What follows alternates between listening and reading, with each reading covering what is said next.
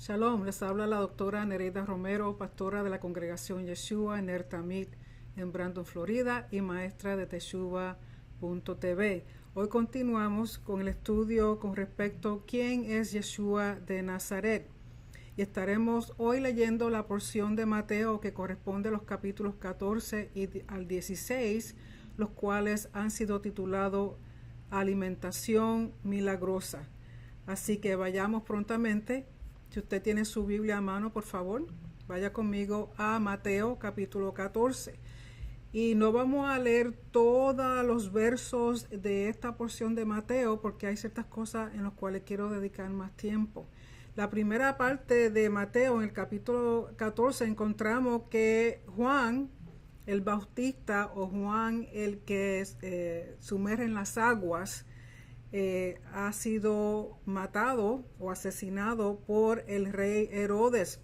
Y recuerden que Herodes tenía preso a Juan porque Juan le decía la verdad en la cara. Entre las cosas que le decía, lo cual no le agradaba ni a Herodes ni a su esposa, era en el verso 4 de Mateo 14, dice: porque Juan le decía, no te es lícito tenerla, o sea, no era lícito tener la esposa que tenía, porque la esposa que tenía era la esposa de su hermano.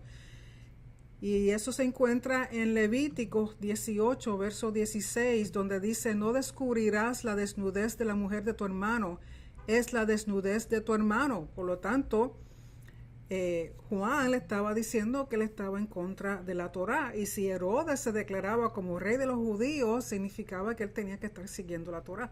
Por lo tanto, eso no le agradaba ni a Herodes ni a su esposa. ¿Y qué sucede? Que en el cumpleaños de Herodes, la hija de su esposa danza para él, y él la encontró tan agradable y fue algo tan para él de gran sentido, de que él le promete a ella que lo que ella pida, aún su reino, él le daría. Y entre las cosas que sucede es que ya la mamá de esta joven, ya le había dicho: si el rey te ofrece algo, te promete algo, pídele la cabeza de Juan pídele la cabeza de Juan. Entonces ella, después que ella danza y va donde Herodes le dice, le había hecho la promesa, y como le había hecho una promesa en juramento y fue hecho delante de sus oficiales, él no podía romper su promesa. Por lo tanto, él hace lo siguiente. En el verso 8 del capítulo 14 dice: ella, instigada por su madre, dijo: dame aquí en una bandeja la cabeza de Juan el Bautista. Y aunque el rey se entristeció a causa de sus juramentos y de su invitado, ordenó que se la dieran y mandó decapitar a Juan en la cárcel. Verso 11, trajeron su cabeza en una bandeja y se la dieron a la muchacha, su nombre es Salomé, y ella se la llevó a su madre Herodías. Entonces los discípulos de Juan llegaron y recogieron el cuerpo y lo sepultaron y fueron y se lo comunicaron a Yeshua. Y recuerden que de no sepultar a una persona significaba que era una vergüenza, un deshonor, o sea que esa persona murió en deshonor. Pero en este caso, los discípulos de Juan se llevan el cuerpo de Juan. Y al oír esto, Yeshua, continuando en el capítulo 14, dice que Yeshua se fue de allí una barca solo a un lugar desierto. Y tenemos que entender, recuerden, que Juan era su primo, era familia, y fue el que lo sumergió a Yeshua en las aguas. Número 2, era el que le estaba preparando el camino al Mesías, como decía el libro de Isaías, el profeta Isaías. Pero entonces, después que Yeshua, lo más probable, estaba lamentando lo que le había pasado a su primo, sintiendo el dolor de la falta de su primo y la forma en que había muerto. Cuando él regresa, vio una gran multitud y le enseñaba. Y ya era tarde, entonces no había sitio donde las personas pudieran comer. Y Yeshua le dice, tiene compasión de la gente. Y esto lo vemos como un contraste a Herodes. Herodes era un rey injusto, que oprimía y no hacía conforme a justicia y rectitud, que era lo que se esperaba de un rey, sobre todo conforme a la Torá. Y aquí vemos que Yeshua, el contraste de Yeshua con Herodes. Yeshua tiene compasión de la gente. y le dice a sus discípulos que le den de comer, y ellos dicen, pero ¿cómo vamos a darles de comer? No hay sitio, no hay lugar aquí donde enviarlo, ya es tarde, y son tantas personas que ¿cómo vamos a hacer? Y en el verso 17 dice, entonces ellos dijeron, no tenemos aquí más que 5 panes y 2 peces. Y recuerden, muchas personas pues hacen la correlación de que 5 tiene que ver con la Torá, de que 5 tiene que ver con gracia, de que 5 tiene que ver perdón, con el reino, pero si sumamos el número 5 y el 2, damos el número 7. Y recuerden que el 7, para este tiempo y esta cultura, ellos entendían que el 7 tenía que ver con creación, tenía que ver con la era mesiánica, tenía que ver con templo, tenía que ver con plenitud de la presencia de Dios en sus vidas. Y dice en el verso 19, y ordenando a la muchedumbre que se sentara sobre la hierba. Y otra cosa, que si hay hierba en esta época, significa que lo más probable es la primavera. Dice, Yeshua tomó los 5 panes y los 2 peces y levantando los ojos al cielo, bendijo. Perdón. Y no es que bendijo los alimentos, sino que bendice al Padre, da gracias al Padre con la bendición que todos conocemos, sobre todo cuando celebramos Shabbat. Baruch atah Adonai Eloheinu melech haolam hamotzi lechem min haaretz. O sea, la bendición para el pan, dándole gracias al Padre por su provisión. Y dice que después los partió y se los dio a sus discípulos, y los discípulos se los dio a la multitud. Y comieron y se saciaron, y dicen que había aproximadamente 5,000 hombres, sin contar las mujeres y los niños que estuvieran con ellos. Por lo tanto, es posible que habían de 10,000 a 15,000 personas fácilmente, y eso es un gran número de personas. Y el milagro es que se pudo alimentar a todas personas. ¿Y por qué era importante que Mateo mencionara esto de Yeshua? Porque esto era una de las cosas que se esperaba del Mesías, de que el Mesías hiciera tal cosa, tal milagro. ¿Por qué? Porque está trayendo al recuerdo el maná que fue dado en el desierto, que nunca faltó para el pueblo de Israel mientras estuvo en el desierto. O sea, indirectamente trayendo una referencia a Moisés. Y luego tenemos el suceso de que Yeshua camina en las aguas y él le pide a sus discípulos que se vayan adelante en la barca mientras él va despidiendo a las personas. Y dice que, antes de seguir, perdonen, después que comió la gente, sobraron 12 cestas llenas de pan y de pescado. Recuerden que el número 12 tiene que ver con Israel. Por lo tanto, el 5,000, de nuevo el 5 tiene que ver con el reino, tiene que ver con la Torá, tiene que ver con gracia, y luego el 12 tiene que ver con las tribus de Israel. O sea, esto está dando indicio a la era mesiánica, a la era de plenitud, a la era de abundancia, a la era de que no faltará pan, no faltará nada para el pueblo. Y recuerden que 12 representa a las tribus de Israel, o sea, la unidad del reino de Israel, porque esto es lo más importante. Yeshua enseñarle al pueblo sobre el reino de su Padre. Y luego tenemos que entonces le envía a sus discípulos adelante, que se van en la barca, y mientras ellos están en la barca, él se despide de las personas. Pero mientras ellos están en la barca, creo que lo he mencionado otras veces, que el mar de Galilea, a pesar de que le llaman mar, no es un mar, es un lago inmenso. Pero por estar en el área geográfica en que está, sucede que muchas veces ocurren tormentas súbitamente. De momento hay lluvia, hay turbulencia, las aguas se ponen bravas, hay truenos, y de momento, así como súbitamente sucede, súbitamente también se va, pero es lo suficiente para causar daño a las barcas que se encuentren en el lago. Y mientras ellos están esperando a Yeshua, el mar, el lago de Galilea se vuelve bravo. Y en el verso 26 del capítulo 14 dice, los discípulos, verso 24, pero la barca ya estaba muy lejos de tierra y era azotada por las olas porque el viento era contrario. Y dice que a la 4ª vigilia de la noche, que viene siendo entre las 3 a las 6 de la mañana, es la 4ª vigilia. Y para hacer un paréntesis, ellos dividían la noche en cuartos, o sea, cada cuarto correspondía a 3 horas y la cuarta vigilia correspondía a la hora de las 3 a las 6 de la mañana. Y dicen que en el verso 26, los discípulos al ver a Yeshua andar sobre el mar, se turbaron y decían, es un fantasma, y de miedo se pusieron a gritar. Es interesante que ellos piensan en un fantasma, y quizás nosotros pensamos, ¿cómo es posible que creyentes en la Torá y recuerden que había mucha influencia de la cultura, mucha influencia de la cultura griega, y por lo tanto, como todo ser humano, ¿qué es lo que piensa primeramente? Que es un fantasma, porque nadie había visto a nadie caminar sobre las aguas.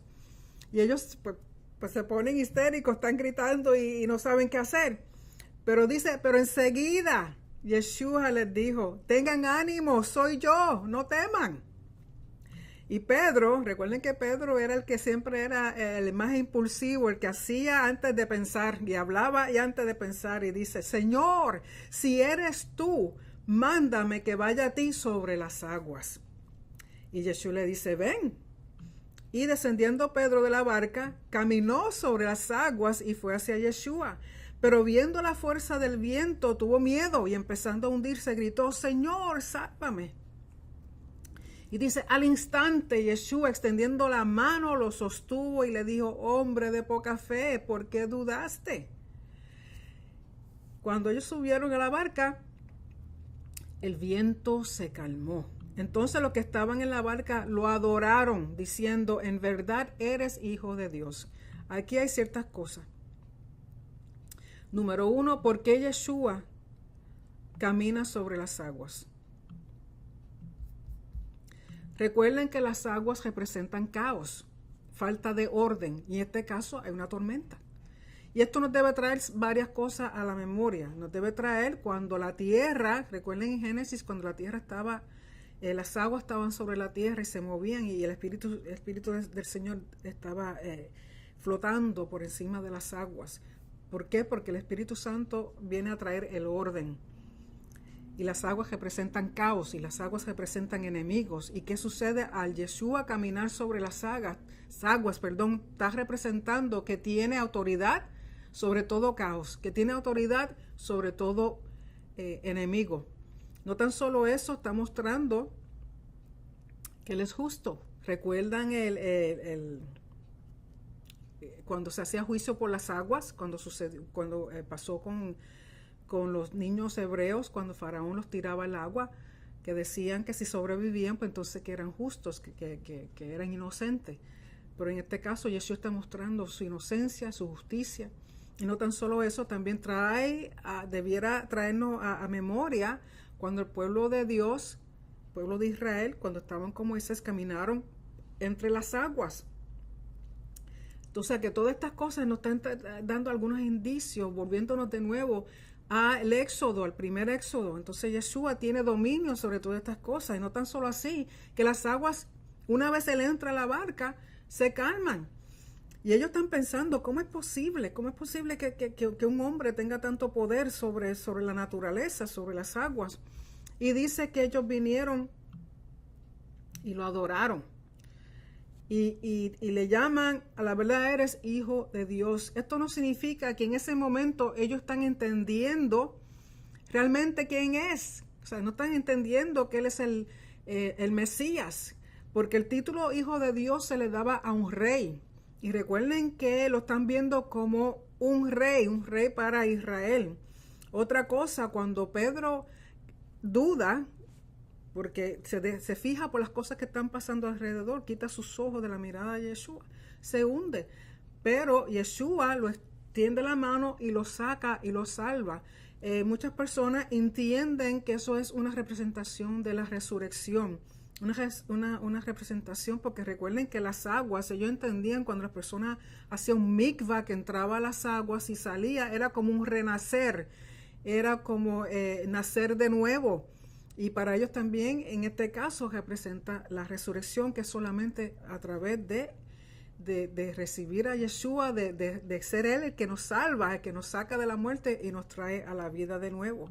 Por lo tanto, cuando ellos dicen a la verdad eres hijo de Dios, y lo adoraron. Eso de adoración es que se postraron, entendiendo que Yeshua, en él hay algo más elevado y más sublime que lo que ellos han visto en las demás personas. Por lo tanto, lo adoran dándole el título de hijo de Dios. Pero recuerden que todavía no entienden, conocen que él es el Mesías, sino que le dan un título como se le daba al emperador, como se le daba a cualquier rey. Y luego dice que terminada la travesía, ellos fueron a la tierra de Genezaret. Y allí las personas reconocieron que Yeshua había llegado, y por lo tanto le trajeron todos los enfermos, y él los sanó a todos, los sanaba. De nuevo, viendo el contraste con Herodes, Yeshua está para dar vida y no para quitarla. Está para tener compasión de la gente y no para no oprimirlos ni hacerle injusticia como hacía Herodes. Así que estamos viendo aquí el contraste entre Herodes y Yeshua. Así que vayamos ahora al capítulo 15, verso 1. Y en el capítulo 15 lo que vemos es la situación que Yeshua tiene con los fariseos y algunos de los escribas. Recuerden de nuevo que no todos los fariseos y no todos los escribas estaban en contra de Yeshua, sino habían algunos que no podían soportarlo. Y le vienen a decir que por qué los discípulos de Yeshua quebrantan la tradición de los ancianos al no lavarse las manos cuando están comiendo. Y aquí hay varias cosas que tenemos que ver. Primeramente, que en esta época los fariseos, muchos de los fariseos y de los escribas, lo que eran las leyes de purificación del templo, la aplicaban a todo. O sea, todo la aplicaban en su hogar, la aplicaban en la calle, aplicaban si entraban a alguna casa, la aplicaban si iban a comer, la aplicaban en todos los aspectos cuando eran leyes dadas por Dios para el servicio del templo. Tenía que ver con el templo, pero ellos, para hacerse más piadosos, para hacerse los más santos, no tan solo ejercían las leyes de purificación dentro de el templo, los servicios del templo y los contornos del templo, sino que lo hacían fuera del templo. En otras palabras, ellos pensaban que si mantenían las reglas de purificación del templo fuera, en sus hogares, con sus familias, con sus amistades, en el mercado, donde quiera que estuvieran, con sus alimentos, con su ropa, con todas las cosas, ellos se sentían que su santidad era elevada y que su santidad se mantenía, y que no tan solo eso, ellos se consideraban aún más piadosos que las demás personas, y por lo tanto por eso se separaban de las demás personas. Los fariseos sobre todo eran los que no querían tener nada que ver con nadie que no fuera judío. Si eran gentiles, ni para allá iban a mirar. ¿Por qué? Porque se contaminaban. Todo era una contaminación si no seguían las leyes de purificación. Pero la Torá no dice eso. La Torá dice que se haga eso dentro de los servicios del templo, con referencia al templo y sobre todo con referencia al sacerdocio. Por eso Yeshua le dice, están siguiendo tradiciones de ancianos. Y dice en el verso 3 del capítulo 15, Yeshua les preguntó, ¿por qué también quebrantan ustedes el mandamiento de Dios a causa de su tradición? Porque Dios dijo, honra a tu padre y a tu madre, y quien hable mal de su padre o de su madre, que muera. Pero ustedes dicen, cualquiera que diga a su padre o a su madre, es ofrenda a Dios todo lo mío con que pudiera ser ayudado, no necesitará más honrar a su padre o a su madre. Y así ustedes invalidaron la palabra de Dios por causa de su tradición. ¿Y qué quiere decir esto? El mandamiento, uno de los mandamientos dice que hay que honrar al padre y la madre. ¿Y qué quiere decir eso? No es tan solo honor de palabras, sino que cuando ya los padres están ancianos, que no pueden dependerse de sí mismos, los hijos les corresponde ayudarlos en las finanzas, ayudarlos en términos de su salud, ayudarlos en términos de que tengan un techo, ayudarlos en términos de cuidado médico, ayudarlos en términos de que el día que mueran darle un entierro honorable. Pero ¿qué estaban haciendo ellos? Como ellos se consideraban los más piadosos y los más santos, ellos podían dedicar sus cosas como una ofrenda, como una teruma al templo. Por lo tanto, si ellos consagraban algo al templo, eso no se podía usar más que para el templo. Y con eso ellos evitaban darle de lo suyo a sus padres. Pero también había otra cosa con respecto a ese mandamiento o a ese tipo de... Y eso acabamos de leerlo en Levítico, en que uno puede ofrendar la casa, consagrar la casa, puede consagrar un animalito, puede consagrar hasta el valor de la persona y darla al templo como una ofrenda. ¿Para qué? Para el sostén del templo. Pero ¿qué sucedía? Que muchas veces ellos ofrendaban algo, decían que esto es corbán, que esto es una ofrenda, es una teruma para el templo, simplemente para no dárselo a otro. A veces lo hacían para no dejarle herencia a sus hijos. A veces lo hacían para mantenerse aún ellos mismos con las cosas, porque ellos podían dedicar algo y después decir arrepentirse, y ese voto podía ser invalidado, pero tenía que ser hecho a través del Sanedrín. O sea, que había muchas formas de cómo no ayudar a otro, utilizando como excusa, no, esto es para el templo. Y Yeshua les dice, ustedes siguen esas tradiciones, que eso no es lo que dice la palabra, que eso no es lo que dicen los mandamientos de mi Padre, a conveniencia de ustedes. Entonces, por eso en el verso 7 le dice, hipócritas, bien profetizó Isaías de ustedes cuando dijo, este pueblo con los labios me honra, pero su corazón está muy lejos de mí. Pues en vano me rinden culto, enseñando como doctrinas preceptos de hombres. Porque ellos cogían la Torá, el mandamiento, y lo interpretaban de una forma que era conveniencia de ellos. O sea, las interpretaciones de ellos era conveniencia de ellos. Entonces, el mandamiento como tal, si el mandamiento no les convenía, pues entonces lo trataban de arreglar con doctrinas o interpretaciones de ellos mismos para, como dije, a beneficio de ellos. Por lo tanto, Yeshua le dice, ustedes están haciendo peor porque están siguiendo tradiciones que están interpretando cosas que no están escritas, que no es lo que el Padre está diciendo. Entonces en el verso 12 dice, 10 dice, llamando junto a él a la multitud, Yeshua les dijo, oigan y entiendan, no es lo que entra en la boca lo que contamina al hombre, sino lo que sale de la boca, eso es lo que contamina al hombre. Entonces acercándose a los discípulos dijeron, ¿sabes que los fariseos se escandalizaron cuando oyeron tus palabras? En otras palabras, se ofendieron. Pero él contestó, toda planta que mi Padre Celestial no haya plantado será desarraigada. Déjenlo, son ciegos, guías de ciegos, y si un ciego guía a otro ciego, ambos caerán en el hoyo. Entonces Pedro le dijo a Yeshua, explícanos la parábola. Y Yeshua les dice, también ustedes aún están faltos de entendimiento. ¿No entienden que todo lo que entra en la boca va al estómago y luego se elimina? Pero lo que sale de la boca proviene del corazón, y eso es lo que contamina al hombre. Porque del corazón provienen malos pensamientos, homicidios, adulterios, fornicaciones, robos, falsos testimonios y calumnias. Estas cosas son las que contaminan al hombre, pero comer sin lavarse las manos no contamina al hombre, porque el fariseo entendía que si no se lavaba las manos, lo que tocara se contaminaba. Ellos veían que entonces su grado de ducha, su grado de santidad se disminuía si no seguían las leyes de purificación que eran para llevarse a cabo en el templo. Y Yeshua dice, tan envuelto en tanta cosita que no es lo que dice la palabra, que se olvidan de hacer justicia y rectitud. No hacen justicia y rectitud con sus propios padres. Rompen el mandamiento, prefieren romper el mandamiento por seguir una interpretación que no es lo que dice la palabra. Porque Yeshua dice, no es lo que entra por la boca. Y recuerden, no está hablando de todos los alimentos, está hablando solamente de los alimentos limpios. Porque alimento es solo aquello que es limpio. Si un animal no es limpio, no es alimento. Por lo tanto, él aquí no está hablando en contra de las leyes de Kashrut.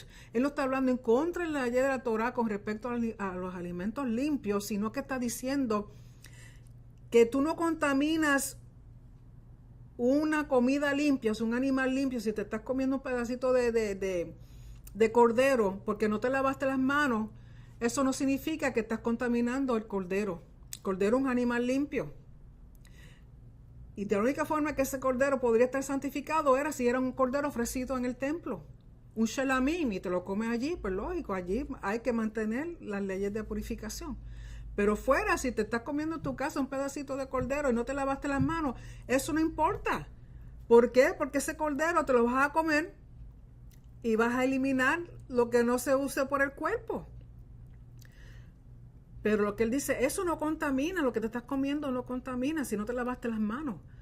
Lo que contamina es lo que sale de tu corazón. Por eso Isaías decía lo que decía, que de labios este pueblo adoran y alaban a Dios, pero en sus corazones no, su corazón no está para con él. Por lo tanto, es la intención del corazón lo que le importa al Señor. Porque el hacer todos los ritos dentro o fuera del templo, eso no es tan importante como lo que sale del corazón del hombre, porque eso es lo que contamina al hombre, lo que le quita santidad.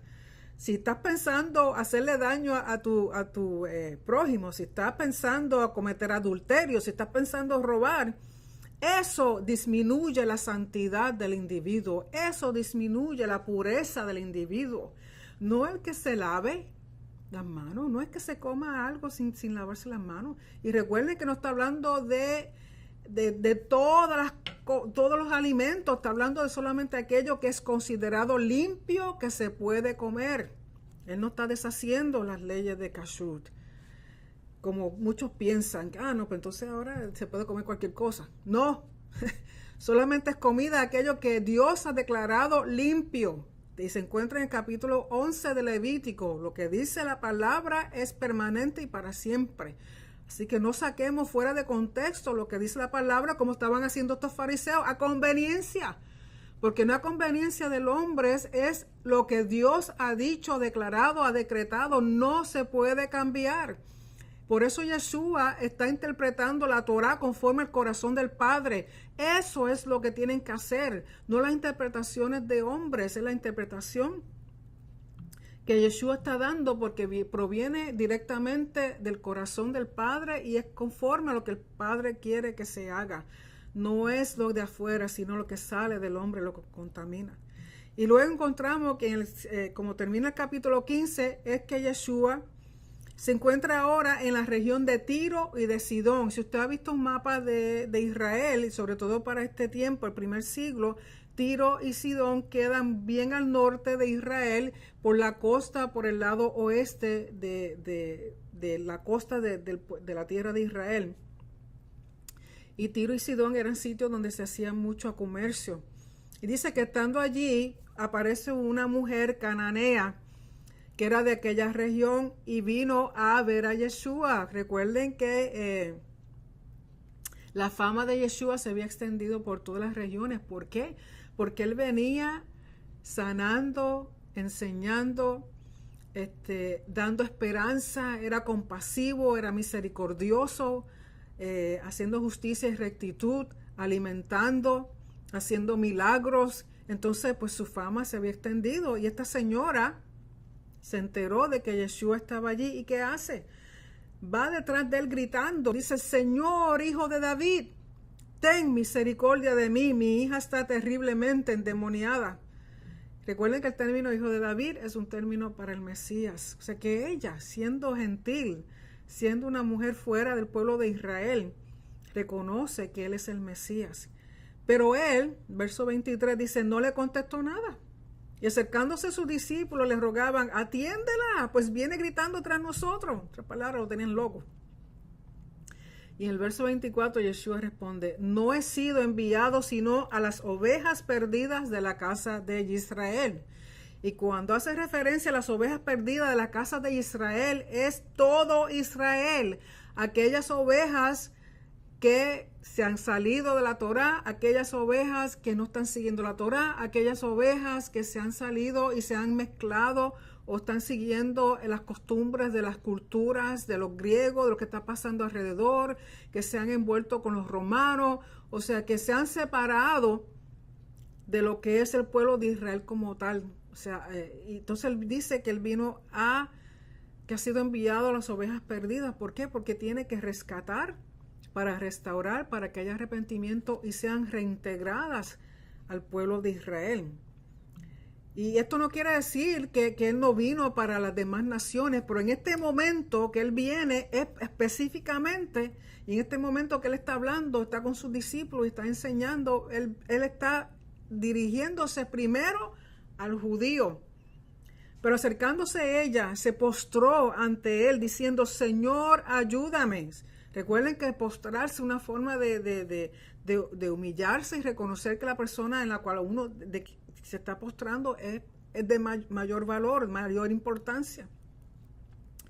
Y él le dice, no está bien tomar el pan de los hijos, o sea, el pan de los hijos de Israel, el pan de los hijos del reino, y echárselo a los perrillos. ¿Por qué perrillo? Porque perro era una forma a que le llamaban a los gentiles. ¿Por qué? Porque un perro es un animal no limpio. Y recuerden que en este tiempo consideraban a los gentiles, a las demás naciones, no limpias. ¿Por qué? Una, no estaban en pacto con el Dios de Abraham, de Isaac y de Jacob. Número 2, no eran nacidos del pueblo de Israel. Número 3, eran usualmente estas naciones gentiles adoraban diferentes dioses. Por lo tanto, le llamaban perrillos. ¿Por qué? Porque no eran limpios, no eran considerados limpios, no eran considerados puros. ¿Por qué? Porque no mantenían la Torá, ni participaban del templo, ni otras cosas. O sea, los consideraban fuera del pacto con Israel. ¿Pero qué dice ella?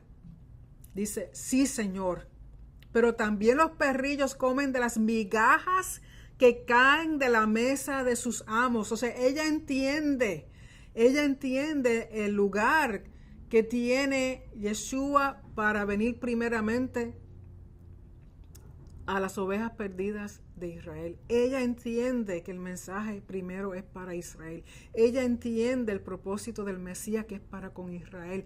Pero con todo y de eso, ella le dice, sí, Señor, es cierto, pero aunque una migajita caiga de la mesa de mis amos, porque ella entiende la posición de autoridad de Yeshua, ella entiende la posición otorgada a Israel en ese momento.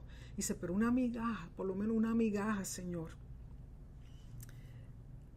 Entonces él le responde, oh mujer, grande es tu fe, que te suceda como deseas. Y su hija quedó sana desde aquel momento. ¿Por qué? Porque Yeshua vio la fe y tuvo compasión y misericordia, aunque no era del pueblo de Israel. Ella reconocía que era el Mesías, dando a entender que ella había tenido interacción con los judíos. Ella entendía sobre el Mesías de Israel. Ella entendía sobre lo que venía el Mesías a hacer una vez llegara a Israel. Por lo tanto, él tiene misericordia y compasión. ¿Por qué? Porque ella tiene fe, ella entiende, ella reconoce, ella entiende su estado, ella entiende su nivel, ella entiende que no es merecedora, sin embargo, pide misericordia y compasión, que es lo que hace Yeshua. ¿Por qué? Porque recuerden que Yeshua está reflejando a su Padre. Y si hay alguna característica preciosa que tiene nuestro Padre, es que es misericordioso y compasivo con todo aquel que viene a Él en fe. Algo que no estaban mostrando los fariseos ni los escribas, que Él vio en el camino. Y pasando de allí, recuerden que dice que entonces ahora se encuentra de nuevo en el área del mar de Galilea. Y dice que vinieron a Él grandes multitudes trayendo consigo cojos, lisiados, ciegos, mudos y muchos otros enfermos, y les pusieron a sus pies y él los sanó. De modo que la muchedumbre se maravilló al ver que los mudos hablaban, los lisiados quedaban restaurados, los cojos caminaban y los ciegos veían, y glorificaron al Dios de Israel. Porque el propósito es que con la obra que hacía Yeshua y con la obra que hagan sus discípulos glorifiquen al Padre. La gloria no es para uno mismo, la gloria es para el Padre en todo momento. Y de nuevo la misericordia y la compasión de Yeshua. Y luego en los últimos versos del capítulo 15 encontramos de nuevo Yeshua haciendo un milagro de alimentación, alimentando en este caso ahora son 4,000 personas. Y de nuevo lo mismo que habíamos hablado al principio cuando alimentó a los 5,000 hombres. Aquí en este caso, en vez de 5 panes y 2 peces, aquí tenemos en el verso 36 dice que tomó 7 panes y los peces. No dice cuántos peces, pero sí 7 panes, de nuevo el número 7, que tiene que ver con la era mesiánica, con la plenitud, el estar completo, conforme al plan de Dios y conforme a su reino. Y el 7 vuelve y nos trae a la creación. Recuerden que tiene que ver de nuevo a la restauración de todas las cosas como era al principio en la creación. Y dice que comieron todos y se saciaron, y esta vez recogen 7 canastas llenas. Primero eran 12 referente al pueblo de Israel, ahora son 7 canastas. De nuevo el 7, es importante que entendamos, el 7 tiene que ver con la plenitud del reino de Dios. Y dice que entonces de ahí se despiden y sube de nuevo a la barca y se va a la región de Magadán. Así que vayamos al capítulo 16 de Mateo, verso 1. Y aquí de nuevo Yeshua tiene encuentro con los fariseos y los saduceos. Ahora son los saduceos. Recuerden que los fariseos y los saduceos eran sectas del judaísmo en el cual eran contrarios el uno al otro. Lo que creían los fariseos no lo creían los saduceos, y por lo tanto siempre tenían riña entre ellos mismos porque había diferencias de creencia de cómo interpretar la Torá. Pero en esto están de acuerdo, en tomar a Yeshua y ponerlo a prueba. Y dice que le piden una señal o un milagro del cielo. En el verso 2, pero él les dijo, al caer la tarde ustedes dicen hará buen tiempo porque el cielo está rojizo. Y por la mañana habrá tempestad porque el cielo está rojizo y amenazador. ¿Saben ustedes discernir el aspecto del cielo, pero no pueden discernir las señales de los tiempos? Una generación perversa y adúltera busca una señal, y no se le dará señal sino la señal de Jonás. Y dejándolo se fue. Recuerden que con Jonás, ¿cuál era el propósito? Jonás tenía que ir a donde Nínive, que era una nación gentil, y proclamar que se arrepintieran. O sea, el mensaje de Jonás es arrepentimiento, que es lo que no están haciendo los saduceos y los fariseos en este momento. No se están arrepintiendo, y al no arrepentirse su corazón está engrosado y no pueden ver la señal del tiempo, que es la presencia de Yeshua como el Mesías. Pueden conocer los tiempos de los cielos, de las estrellas, de la luna, del sol, pero no ven lo que tienen de frente. ¿Por qué? Porque su corazón está engrosado, no hay arrepentimiento, y ese orgullo, esa vanidad de querer hacer las cosas como ellos creen que deben ser hechas, no reconocen ni ven a Yeshua, que es la señal. O sea que Jonás tiene que ver con el arrepentimiento. Y luego dice en el verso 5, los discípulos al pasar al otro lado se habían olvidado de tomar panes. Y Yeshua les dice, estén atentos y cuídense de la levadura de los fariseos y los saduceos. ¿Y qué piensan ellos? Ellos piensan que les dijo eso porque no habían traído pan. Total, han visto ya los 2 milagros que Yeshua ha hecho con respecto cuando necesitaban alimento y no había suficiente para darle a todo el mundo. Entonces en el verso 8, Yeshua, dándose cuenta, dijo, hombres de poca fe, ¿por qué discuten entre ustedes que no tienen pan? Todavía no entienden ni recuerdan los 5 panes para los 5,000 y cuántas cestas se recogieron, ni los 7 panes para los 4,000 y cuántas canastas recogieron. ¿Cómo es que no entienden que no les hablé de los panes? Pero cuídense de la levadura de los fariseos y saduceos. Entonces entendieron que no les había dicho que se cuidaran de la levadura de los panes, sino de la enseñanza de los fariseos y saduceos. ¿Por qué? Porque era la forma en que ellos interpretaban la Torá. Recuerden que en otra parte Yeshua les dice, lo que ellos hablan de la Torá, escuchen y hagan, pero no hagan como ellos hacen, porque ellos dicen una cosa pero hacen otra. Enseñan la Torá, pero la interpretación que ellos les dan es otra. O sea, que estaba refiriéndose a la doctrina de los fariseos y de los saduceos. Y dice que luego Yeshua llegó a la región de Cesarea de Filipo y preguntó a sus discípulos, ¿quién dicen los hombres que es el Hijo del Hombre? Recuerden que si se llama Cesarea de Filipo, significa que está dedicado a César. Y Yeshua estaba en la región, pero no estaba dentro de la ciudad de Cesarea como tal. ¿Por qué? Porque Yeshua nunca entró a las ciudades que eran dedicadas a César, al emperador. ¿Por qué? Por la cuestión de culto imperial, de la idolatría que tenían para con respecto al emperador y al César. Entonces aquí le está preguntando, ¿qué dicen los hombres? ¿Quién es el Hijo del Hombre? Y ellos respondieron, unos Juan el Bautista y otros Elías, pero otros Jeremías o algunos de los profetas. Entonces les dice, ¿y ustedes? ¿Quién dicen que soy yo? Les preguntó Yeshua.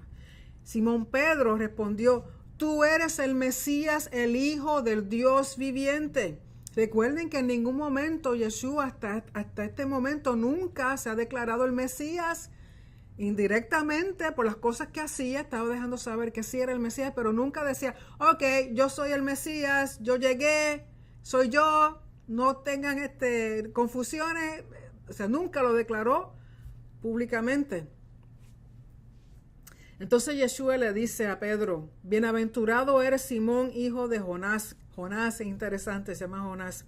Porque esto no te lo reveló carne ni sangre, sino mi Padre que está en los cielos. En otras palabras, el entender que Yeshua era el Mesías, el Hijo de Dios, era una revelación por medio del Espíritu Santo. No era algo que nadie se lo había dicho a Pedro.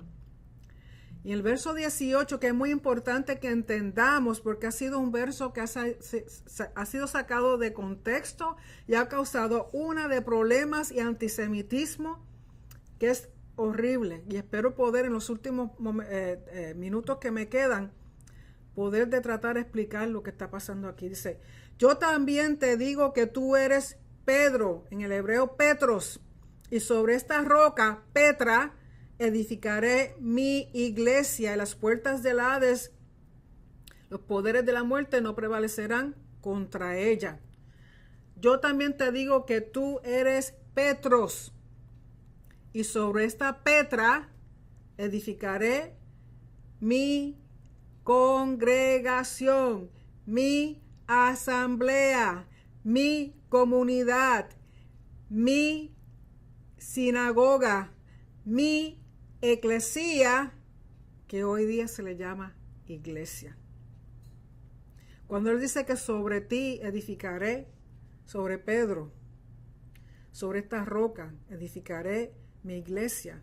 Primeramente, el término iglesia es un término que ha sido dado y ha sido traducido y presentado de una forma bien antisemíticamente. Creo que lo dije mal. En contra de los judíos, todo antisemita. Y lo que quiere decir es que la palabra iglesia en el griego es eclesía. Pero si usted toma esa palabra y la lleva al hebreo, es la palabra kahal. Kahal. Y kahal lo que significa es asamblea, congregación o comunidad. Pero en la forma que lo han traducido y lo han presentado, dan a entender que iglesia es algo diferente, algo separado del pueblo de Israel, y no lo es. La iglesia siempre ha estado, porque la iglesia representa asamblea, iglesia representa congregación, iglesia representa comunidad, iglesia representa una sinagoga, una iglesia, todos son términos que son idénticos, significan lo mismo. Por lo tanto, no es nada diferente. Y cuando él dice que sobre Pedro, que es la roca, está haciendo un juego de palabras. Pedro, Petros, y la palabra Petra significa roca o piedra. Y lo que él está diciendo, recuerden que Pedro fue el que lo reconoció primeramente como el Mesías. Pedro fue el primero que él llamó. Pedro fue el apóstol que fue enviado a los judíos. Pedro fue el que le habló a Cornelio y estableció desde el hogar de Cornelio una congregación para los gentiles, o sea, para aquellos que no habían nacido de Israel. Con Pedro comenzó realmente la transmisión del evangelio, la transmisión de las enseñanzas de Yeshua.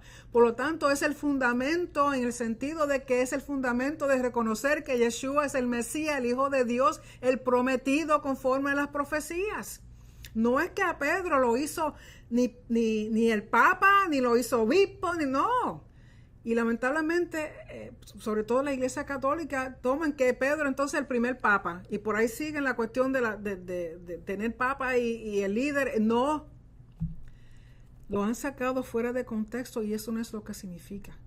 Significa que con Pedro comienza el dispersar, el transmitir las enseñanzas de Yeshua, es transmitir la era mesiánica, primeramente al pueblo judío y luego a las demás naciones, que se hace entonces con Pablo. Y cuando dice que mi congregación, mi asamblea, mi sinagoga, que las puertas del Hades no prevalecerán contra ella. Las puertas del Hades primeramente es un término griego. En el hebreo es la palabra Seol. Y Seol no es otra cosa que el lugar donde se entierran a los muertos. Es el lugar de entierro. No tiene que ver con infierno. Eso es un concepto, en términos del Hades, es un concepto griego. No tiene que ver con el lugar de los demonios. No tiene que ver con el lugar donde va la gente. Si lo lleva al hebreo es el Seol. Y Seol no es otra cosa que a donde se entierran los muertos. Entonces, cuando dice que las puertas del Seol no prevalecerán contra ella, significa que la muerte no va a poder retener al pueblo de Dios. ¿Por qué? Porque por medio de Yeshua hay resurrección. No hay muerte eterna, hay resurrección. Por lo tanto, el Seol, que es donde se entierran los muertos, que es donde van los muertos, no podrán prevalecer y ellos serán levantados, ellos serán resucitados. Eso es lo que quiere decir eso. Y cuando le dice, yo te daré las llaves del reino de los cielos, y lo que ates en la tierra será atado en los cielos, y lo que desates en la tierra será desatado en los cielos.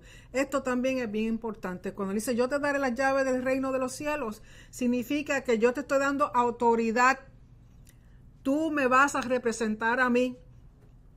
Tú tienes la autoridad del reino, la autoridad para atar y desatar. Y aquí el atar o desatar también ha sido mal interpretado.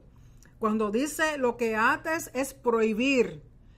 Cuando dice que desates es permitir.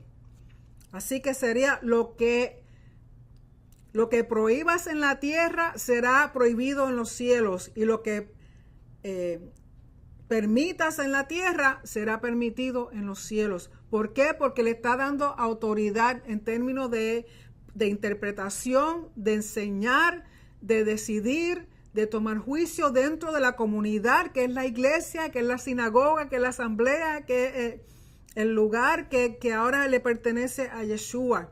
El reino que te está haciendo formando. Porque una vez Yeshua ya no está sobre la tierra, le corresponde a los discípulos transmitir las enseñanzas de Yeshua. Transmitir, ¿para qué? Para atraer gente al pueblo. Por lo tanto, le está dando autoridad a Pedro y a sus discípulos, porque Pedro viene siendo el ejemplo. Pedro viene siendo el primero que reconoce quién es Yeshua, reconoce, y el primero que va a donde los judíos para enseñarle las enseñanzas de Yeshua. Al darle la autoridad, le está diciendo, tú tienes legalmente, así como es Sanedrín, tú tienes legalmente la autoridad para tomar decisiones que tengan que ver con la comunidad del Mesías, que tengan que ver con la iglesia, con la sinagoga, con la asamblea del Mesías. Porque recuerden que él tiene que tomar decisiones para enseñar, para enseñarle a otros discípulos, para enviarlo a las naciones, para hacer una serie de cosas. Por lo tanto, lo que le está dando autoridad, porque entonces en ese momento está diciendo, tú me vas a representar a mí, lo que yo he enseñado tú vas a enseñar, lo que yo he hecho tú vas a hacer. y tienes toda la autoridad, tienes el poder para llevar a cabo conforme a lo que yo te he dicho y conforme a lo que yo te he enseñado. Y lo que tú prohíbas será prohibido, lo que tú permitas será permitido con respecto a la interpretación de las enseñanzas de Yeshua. Entonces dice, ordenó a los discípulos que a nadie dijeran que él era el Mesías. ¿Por qué? Porque recuerden que si hubieran dicho que él era el Mesías, la expectativa que tenía la gente era que él hiciera una revolución en contra del gobierno romano y eliminara el gobierno romano por medio de milicia y volviera de nuevo a traer el reino unificado de Israel. Y eso hubiera sido para los romanos un estado de golpe y lo hubieran crucificado mucho antes del momento en que tenía que suceder. Por lo tanto, cuando él le habla a Pedro, de nuevo, no está diciendo que Pedro era el papa de la iglesia. Lo que está diciendo es que con Pedro comienza el que él pueda abrir el camino hacia la era mesiánica para las demás personas, primeramente para el judío y luego será para las naciones. Tiene la autoridad y tiene el poder por medio de Yeshua para hacer lo que tiene que hacer. Eso es entregarle la llave a una persona. Eso es lo que significa entregarle autoridad, dominio y legalmente llevar a cabo lo que tiene que hacer con respecto a la era mesiánica, con respecto al reino del Señor, respecto al reino de Yeshua. Y no solamente con él, sino con los demás discípulos. Y luego dice que ellos entonces se van. Y en el verso 21 dice, desde entonces Yeshua comenzó a declarar a sus discípulos que debía ir a Jerusalén y sufrir muchas cosas de parte de los ancianos, de los principales sacerdotes y de los escribas, y ser muerto y resucitar al tercer día. Recuerden que acaba de dejarles saber por la inspiración del Espíritu Santo que le dio a Pedro de que él es el Mesías. Ya que ellos entienden y reconocen que él es el Mesías que tanto esperaban, pero que la expectativa no es conforme a como ellos esperaban en este momento, sino que primeramente tenía que venir Yeshua con la intención como Mesías que sufre, que padece. ¿Para qué? Para arrepentimiento. Para arrepentimiento. En este momento no era el tiempo para volverle a Israel el reino, no era el momento para derribar a los enemigos de Israel.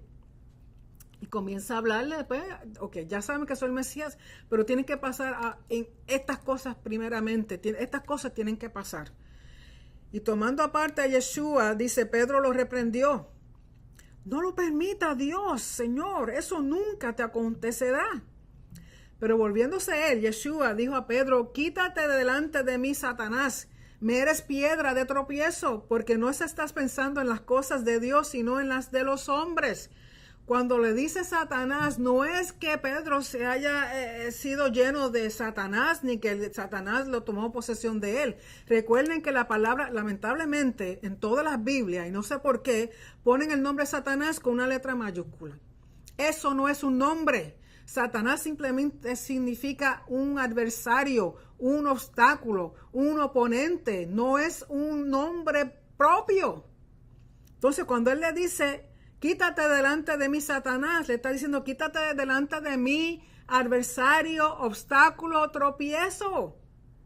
Porque le está haciendo tropiezo en ese momento cuando Pedro, en vez de fijarse en el plan de Dios, que Yeshua acaba de declararle que tiene que padecer, que tiene que morir, pero que va a resucitar al tercer día, en vez de creer en eso, piensa como hombre, porque imagínense, es su rabino, es su maestro, lo ama. ¿Cómo tú me vas a decir, acabas de declararme que eres el Mesías y que te vas a morir? Que te van a crucificar, que vas a padecer. ¿Cómo es posible? Eso no puede ser. Y Yeshua le dice, no seas Satanás, no sea un adversario, no sea un obstáculo a la voluntad de mi Padre. Estas cosas tienen que suceder. Dice, quítate de mí, porque estás pensando como un hombre, cuando tienes que pensar en las cosas que mi Padre quiere hacer. Entonces Yeshua les dice a sus discípulos, si alguien quiere venir en pos de mí, niéguese a sí mismo, tome su cruz y que me siga. Cuando le dice que tome su cruz, lo que le está diciendo es que tienen que estar dispuestos a padecer como Yeshua va a padecer. Porque el que quiera salvar su vida, la perderá, pero el que pierda su vida por causa de mí, la hallará. En otras palabras, si tú me vas a seguir, si tú vas a ser fiel a mí, reconociendo que yo soy el Mesías, reconociendo que yo soy hijo de Dios, reconociendo y entendiendo y creyendo lo que yo te he dicho, tú también vas a pasar por situaciones como yo he pasado. Pero no vas a perder tu vida porque tienes vida eterna en mí. Pero aquel que no quiera seguirme, aquel que no quiera ser fiel y leal a mí y a mi Padre, va a perder vida eterna, no va a tener vida eterna, no va a ser recompensado en la próxima vida, o sea, en el Olam Haba, en la era mesiánica. Y en el verso 26 le dice, pues ¿qué provecho obtendrá un hombre si gana el mundo entero pero pierde su alma? ¿O qué dará un hombre a cambio de su alma? Porque el Hijo del Hombre ha de venir en la gloria de su Padre con sus ángeles y entonces recompensará a cada uno según su conducta. O sea, que Él le deja saber, sí, en este momento yo voy a sufrir, en este momento yo voy a padecer, en este momento yo voy a morir, pero voy a resucitar y va a haber en el momento la segunda fase de este plan en que yo voy a regresar y esta vez regreso con toda la gloria del Padre y con su ejército de ángeles, que era lo que ellos esperaban en ese momento. Pero en ese momento eso no era el plan de Dios. El plan de Dios era que el Mesías tenía que venir a traer arrepentimiento, a establecer arrepentimiento. ¿Para qué? Para que de nuevo hubiera una relación con el Padre. Entonces, una vez hubiera relación con el Padre, Él regresaría para llevar a cabo la expectativa que ellos tenían, que era devolverle el reino a Israel, reunir, restaurar, reunificar al pueblo de Israel y reinar sobre toda la tierra. Él como rey, volver al templo, volver la gloria, la Shekinah del Padre de nuevo a la tierra, porque eso era lo que ellos esperaban, pero no era el momento. Eso va a ser luego. Dice, porque el Hijo del Hombre ha de venir en la gloria de su Padre con sus ángeles, y entonces recompensará a cada uno según su conducta. Si me negaste, yo te negaré ante mi Padre. Si me confiesas, yo te confesaré ante mi Padre. Si me fuiste fiel hasta la muerte, si tuviste que morir aún por causa mía, tendrás vida eterna conjuntamente conmigo cuando yo regrese. En verdad les digo, verso 28, que hay algunos de los que están aquí que no probarán la muerte hasta que vean al Hijo del Hombre venir en su reino. Y esa es otra cosa que han sacado de contexto. Y aún los mismos discípulos no entendían. Porque cuando dice no probar la muerte significa muerte eterna. Muerte eterna. O sea que aquellos que creen en Él, que vivan su vida para Yeshua, que den su vida para Yeshua, lo van a ver venir en su reino, establecer el reino como dicen las profecías. ¿Por qué? Porque entonces la muerte, las puertas del Seol no prevalecerán, serán resucitados, serán levantados. ¿Okay? Bueno, hasta aquí esta porción de Mateo. Espero que hayan entendido algo, por lo menos hayan sacado algo de provecho. Para mí siempre es una gran bendición poder compartir con ustedes la palabra de mi Rey. Recuerden, por favor, si pueden ayudar a Teshuvah TV con finanzas, por favor háganlo. Requiere de mucho equipo, requiere de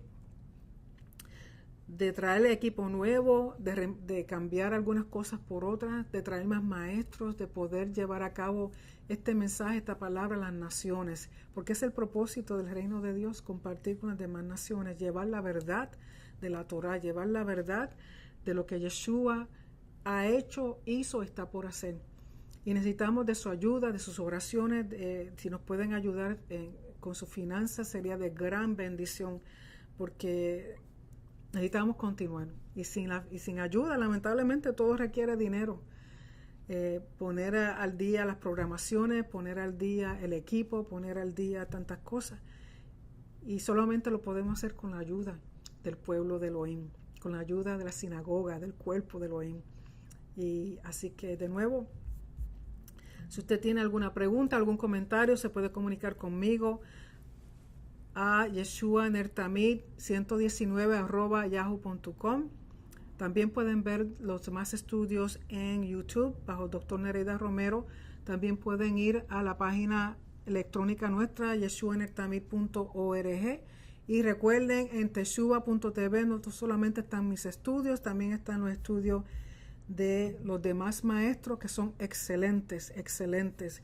Me siento muy honrada de compartir con tantos maestros buenos la palabra del Señor dirigidas hacia ustedes. Así que será hasta la próxima vez, Dios mediante. Sean bendecidos, sean guardados en el nombre de Yeshua y que sigan adelante en fe, creyendo, estudiando y sobre todas las cosas compartiendo con los demás, primeramente con su familia, con sus hijos y con las demás personas sobre la verdad de nuestro Rey Yeshua que está pronto por llegar. Así que cuando Él venga los encuentre haciendo la voluntad del Padre.